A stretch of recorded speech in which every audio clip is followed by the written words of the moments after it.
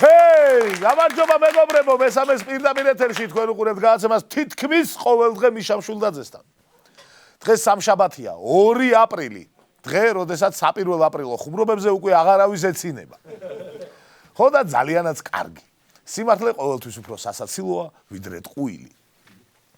საქართველო არის შესაძლოა ერთადერთი ქვეყანა, სადაც იმდენად მრავალფეროვანი ბაზარია, რომ ზუსტად ერთი და იგივე სერვისი შეგიძლია მიიღო 50 ლარად, 400 ლარად ან 2000 ლარად.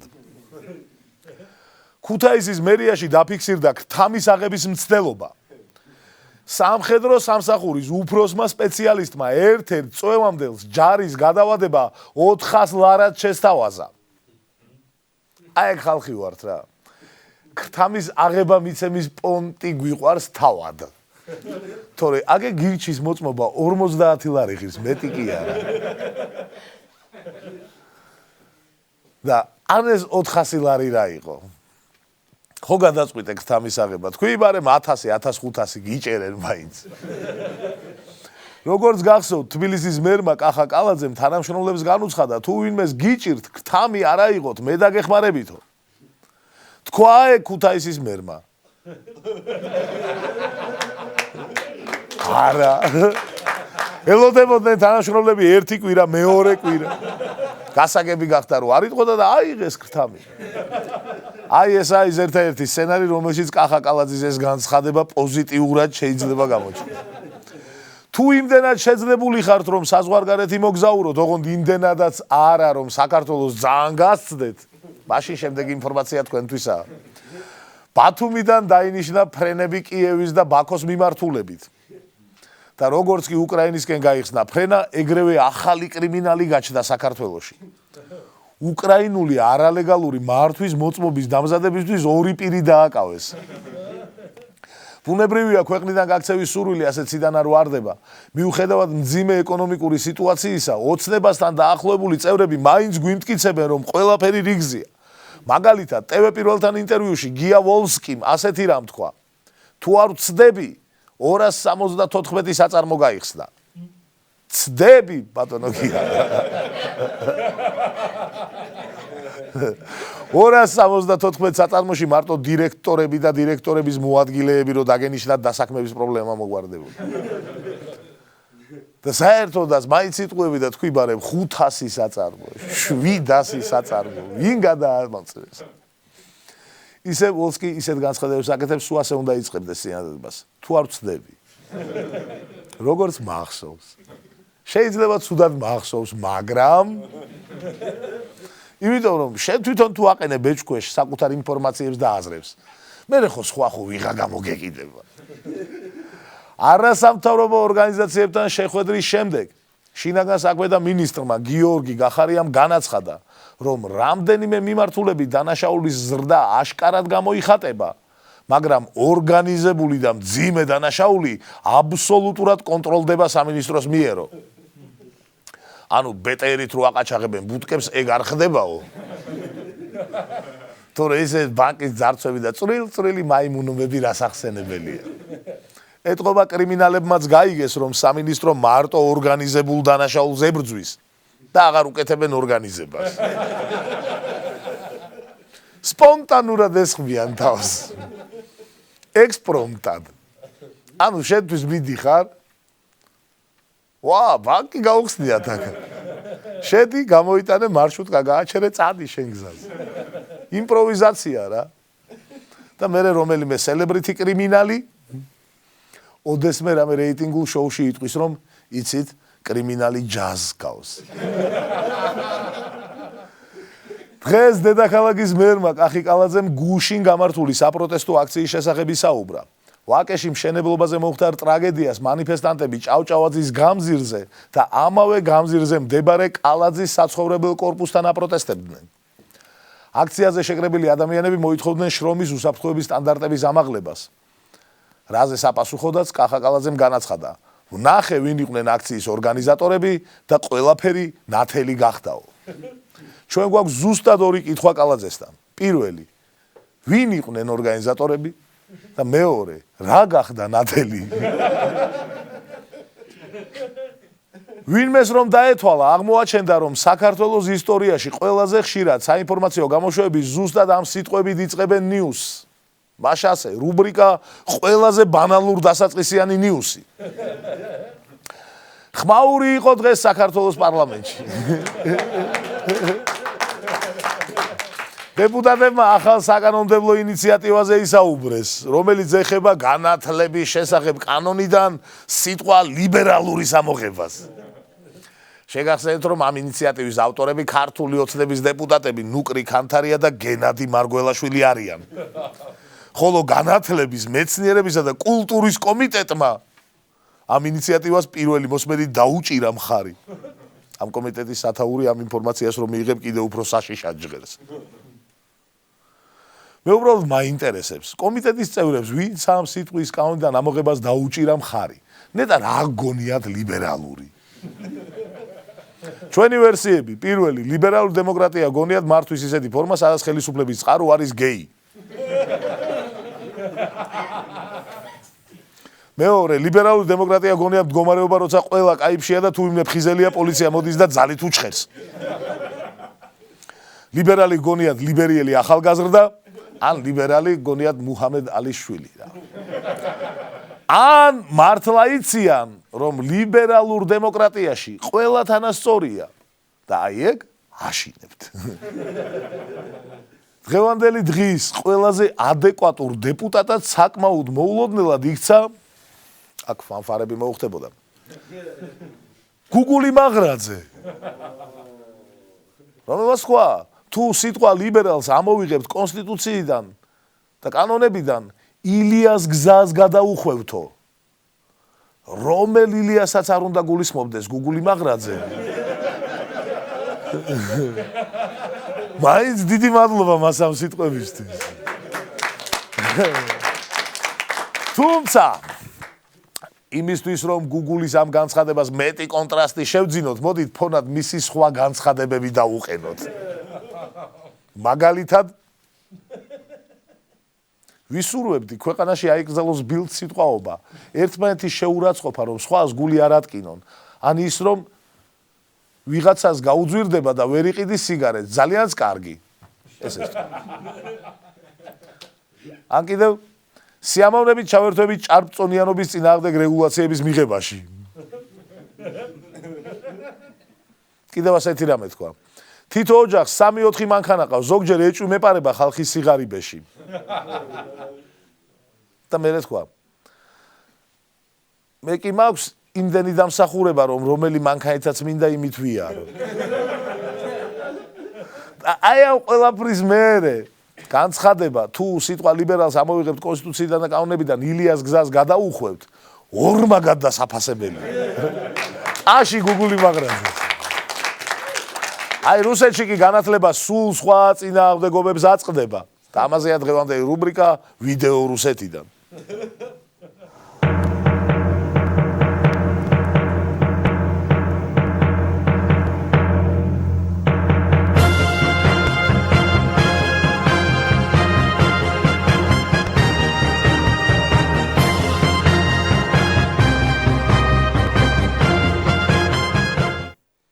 პატარა ბავშვები სკოლაში მიდიან ესე.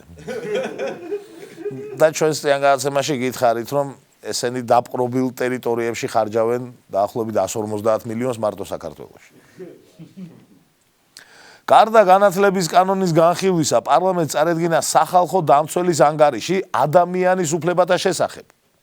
და ჩვენმა სახალხო მკვლევარმა გიორგი ჯავახაძემ შემოგთავაზა, რომ დღეს სწორედ ეს ანგარიში განგვეხილა. რა წერია ამ ანგარიში, რა მდგომარეობა გვაქვს ადამიანის უფლებების მხრივ? ამ საკითხებში გაგვარკვევს ჩვენი სახალხო მკვლევარი გიორგი ჯავახაძე.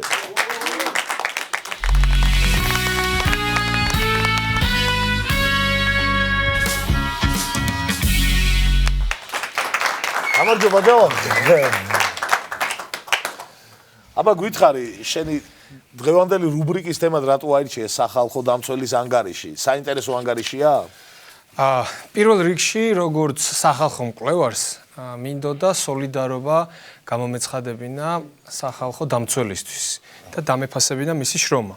იმიტომ რომ პარლამენტში ადამიანის უფლებათა დაცვის კომიტეტში მისი ანგარიშის მოსმენაზე იცი რამდენი ადამიანი იყო? 16 დეპუტატიდან 2. მე ჩვენ მაინც დავინტერესდეთ ის რომ 14-ად იყო. ალბათ მუშაობდნენ. ხო, მაგრამ ეს არ არის მაგათ სამსახური. მეორე სამსახური ვიგულისხმობ, იმიტომ რომ საქართველოში მარტო ადამიანის უფლებების დაცვით ფული შოვნა ძალიან ძნელია მიშა. კარგი, მაშინ შენ კითხავ. როგორია ქვეყანაში ადამიანის უფლებების მდგომარეობა? სახალხო დამცველი ნინო ლომჯარია პარლამენტში 457 გვერდიანი ანგარიშით მივიდა. აი, სულ რო არ წავიკითხოთ ეს ანგარიში, მაინც უნდა მივხვდეთ, რომ ფლად კარგად არ არის საქმე. იმიტომ რომ ადამიანის უფლებების მდგომარეობაზე 457 გვერდი რომ გაქვს, აი, რამდენი გაქვს სათქმელი. აი, ფაქტიურად დღეში ერთ გვერდზე მეცე რა, წლის მანძილზე. რომ 457 გვერდი გამოგივიდა. თან ყველაფერი კარგად დრო იყოს ქვეყანაში, ერთ გვერდშიც ჩაატევ მაგას. სულ თავისუფლად. ნუ პირველ რიგში ცოტა განსხვავებული მიდგომა აქვს ჩვენს მათემატიკურ გამოთვლებთან დაკავშირებით და მინდა გაჩვენო ერთი ვიდეო. თუ შეიძლება. დავითარება იყო საქართველოში 2018 წელს ადამიანის უფლებების დაცვის კუთხით. სახალხო დამცველის 500 გვერდიანი დოკუმენტი უკვე პარლამენტშია. 53 გვერდი წაამატეს. ამათ. ანუ გონიათ რომ რაც მეტი მით უკეთეს. პირიქით გონია. არა და ვიდრე უნდა ეგონო. არა და ვოცნებობ ისეთ საქართველოში ვიცხოვროთ, სადაც ერთ გვერდიანი იქნება ეს დასკვნა. სახალხო დამცველი, ყველაფერი კარგად არის და დავთავრდეთ. გავახ ისე მესმის იმ 14 დეპუტატისაც, იმიტომ რომ შენ რო ეხლა 457 გვერდიანი მოხსენებით შემოსულიყავი, ნამდვილად არ მოგისმენდი. მოსმენას არც იმ დეპუტატებს თხოვთ, მიშა, უბრალოდ იქ რომ ყოფილიყვნენ და აი მაინც რო გაეკეთებინათ რა. კარგი, ომბუდსმენის ანგარიში რას გვეტყვი? მწვავე ანგარიშია? საკმაოდ მწვავე ანგარიშია, ნუ ეხლა ყველაზე გახმაურებულ მკვლელობების საქმეს არ შევეხები, ამას დიდი დრო ეთმობა ანგარიში და ყველამ ვიცით რაც ხდება. კიდევ რამდენიმე საინტერესო თემას შევეხები. ციტირებ. აჭარაში 2017 წელთან შედარებით დაკავების შემდეგ დაზიანებების მიღების შემთხვევათა რაოდენობა დაახლოებით 9-ჯერ არის გაზრდილი. დაკავების შედეგად მიღებული. სამწუხაროდ დღემდე ნულოვანია სახალხო დამცველის მიერ გაგზავნილი სავარაუდო არასათანადო მოპყრობის ფაქტების გარშემო დაწყებული გამოძიებების შედეგად დადგენილ პასუხისმგებელ პირთა რაოდენობა. ნულოვანი ვთქვი. ანუ არავინ არ დაუკავებია სახალხო დამცველის ანგარიშების საფუძველზე. ვინც გააგზავნა ასე ვთქვათ, ხო. მოკლედ, იმდენად წვავე დასკვნა, რომ კიდევ კარგი რომ პარლამენტში არ წაიკითხეს, თორე ლომჯარიასაც ნაც დაუძახებია. კარგი და ქალების უფლებები რა მდგომარეობაშია ქვეყანაში ჯავახ? თითქმის შუშანიკის დროა. უბრალოდ დღეს დედოფალი ჩივის და მეფის დასჯას ითხოვს. ანუ მე-5 საუკუნესთან შედარებით გარკვეული წინსვლები შეინიშნება. ხო, მაგრამ რაზე დაფიქრდი, იცი რომ აი ამ ქვეყანაში რომ გაჩნდე და ქალი ხარ. აი, რას უნდა მიაღწიო ცხოვრებაში, რა პროფესიის უნდა გქონდეს, რა სტატუსი უნდა გქონდეს, რომ დაცულად იგრძნო თავი. როცა დედოფალი ამბობს რომ ცემეს, ხო. რა არ ვიცი ეგ სტატუსი რა შეიძლება იყოს, დავილოდოთ გამოძიება. კარგი, მოდი მედია გარემოზე მინდა კითხო. მედია გარემოზე რა წერია ომბუდსმენის ანგარიში? ციტირებ. აფგან მუხთარლის გაუჩინარებიდან თითქმის 2 წლის გასვლის შემდეგაც მთელი რიგი საგამოძიებო მოქმედებების ჩატარების შედეგად გამოძიება კვლავ არ მისულა კონკრეტულ შედეგებამდე. ეს წინადადება მიშა სახალხო დამცველის მომავალი წლის ანგარიში იცი როგორ იქნება ჩამოყალიბებული? როგორ? აფგან მუხთარლის გაუჩინარებიდან თითქმის 3 წლის შემდეგაც ეს სხვა ყველაფერი უკვე იგივე, ხო? კარგი, რამე პოზიტიური გითხარი? დღეს არის სამშაბათი. მე? ახლა თლად პარასკევი არ არის, მაგრამ ორშაბათს ჯობს ახლა. პარასკევამდე ორშაბათთან შედარებით ერთი დღით უფრო ახლოს არის. მაგას გაუმარჯოს. სად გვიწევს პოზიტივიზება? მადლობა ჯავახ. ახლა კი რუბრიკა ემზარ კვიციანის დღიური დოზა. ემზარ კვიციანმა განაცხადა, რომ ქურდული ტრადიციები გადმოსულია ქართული ტრადიციებიდან. თუმცა ჩემი პერიფრაზე ისეთი სრული მაინც ვერ იქნება, როგორც თავად ემზარის სიტყვა. ამიტომ მოდი ვიდეო ნახოთ. ან რა არის ეს ქურდული ტრადიციები? ვინმე დაფიქრებულა ამაზე? ეს ქურდული ტრადიციები გადმოსულია ქართული ტრადიციებიდან, გადმოსულია კავკასიური ტრადიციებიდან და რატომღაც ქურდული დაარქვეს და ჩვენც კიდევ აი ამ კავკასიური და ქართული ტრადიციების გულისთვის ციხეში გავუშვათ ყველა და ჩავжდეთ ფაშის უყოლა ციხეში. აი სულ ველოდებოდი რომ ერთხელაც ისეთ სისულელეს იტყოდა, რისთვისაც მართლა დასაჭერი გახდებოდა. აი ყველა ქურდი გამოდივარ, ჩაგვსვამ ყველა ციხეში. კაი რა იმსა. მე-4 წელია ხო პარლამენტარის ხელფასი ცხოვრობ და ეხლა კიდე ციხეში შეგვანახინე შენ. მაგრამ ნუ ნერვიულობთ მეგობრებო, ჩვენთან დეპუტატის მანდატსაც კი არ შეუჩერებენ. ბუნებრივია საზოგადოებაში ატყდა ხმაური პროტესტი, ერთი ამბავი, ემზარი კი ალბათ იცინის და ხვალინდელ განცხადებას გვიმზადებს. მე მჯერა რომ თანამედროვე საქართველოს ყველაზე დიდი ამოუხსნელი საიდუმლოა ემზარკვიციანი. აი როგორ ახერხებს რომ ერთდროულად იყოს ყოფილი მოღალატე, მოქმედი პატრიოტი, მავნებელი სულელი და მაინც ასეთი საყვარელი. ლიბერალის ფეიჯზე დადებული ვიდეოს კომენტარებში ემზარმა განავრცო კიდეც თავისი აზრი. მისი სიტყვებით, ქართული ანუ ქურდული ტრადიციაა.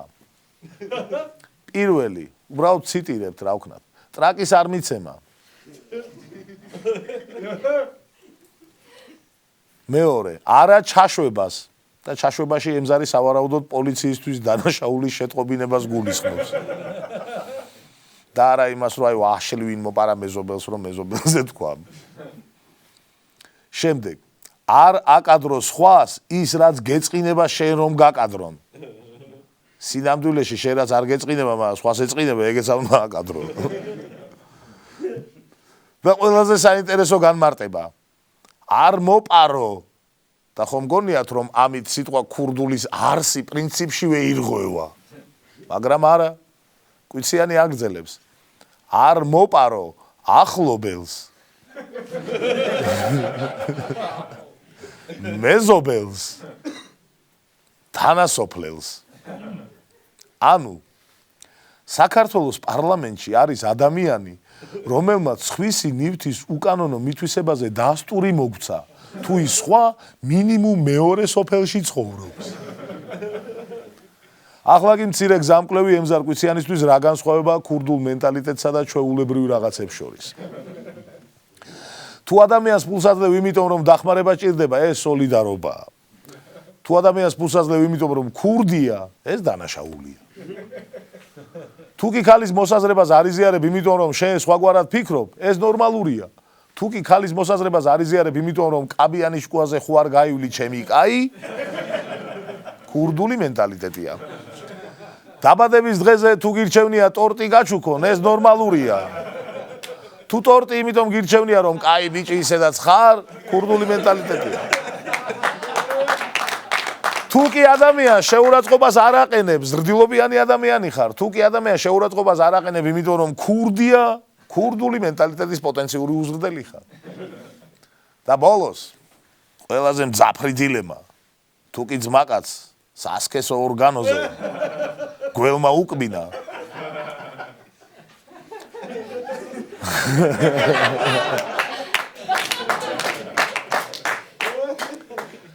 რას ჯობს ამ სიტუაციაში რომ გააკეთოთ? ხოლო თქვენი და თქვენი ძმაკაცის გადასაწყვეტია.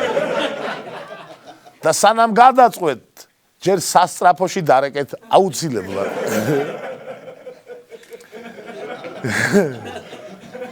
შეიძლება ვცდებით. ოკეი. შეიძლება ვცდებით და შეიძლება ემზარს ქურდული მენტალიტეტი სულ სხვა რამ გონია. ეგ კი არა, შეიძლება ზოგადად თავისი ჭეშმარიტებების სისტემა აქვს აგებული. და თუ ეს სიმართლეა, წესით დაახლოებით ასეთი რამ უნდა იყოს. რუბრიკა ჩვენ გონია, რომ ემზარს გონია. ყველა დამთხოვა შემთხვევითია. ჩვენ გონია რომ ემზარს გონია რომ სანამ პარლამენტარია კოღო არ ეკარება. ჩვენ გონია რომ ემზარს წითელი გონია მწვანე და მწვანე გონია ხე. ემზარს გონია რომ ზოგიერთი ცხენები ლაპარაკობენ. ამიტომ იმ ანეკდოტზე ცხენი რო რეკავს ცირკში საერთოდ არ ეცინებდა.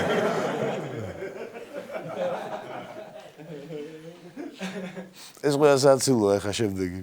ემზარკვიციანს გონია რომ სნიკერსის პლანეტაა.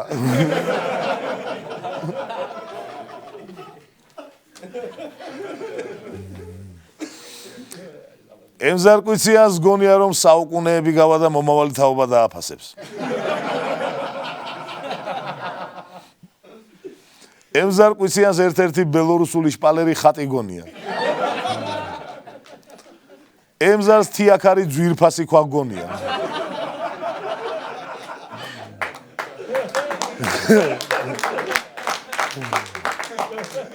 მე ბებია ილიკო და ილარიონში მე თავისთავი გონია. სხვას ასე ეკითხება, შენ ბებია ილიკო და ილარიონი წაკითხული გააქვს? ემზარს გონია რომ თუ დიდხანს მარჯვნივ ივლის დედამიწიდან გადავარდება.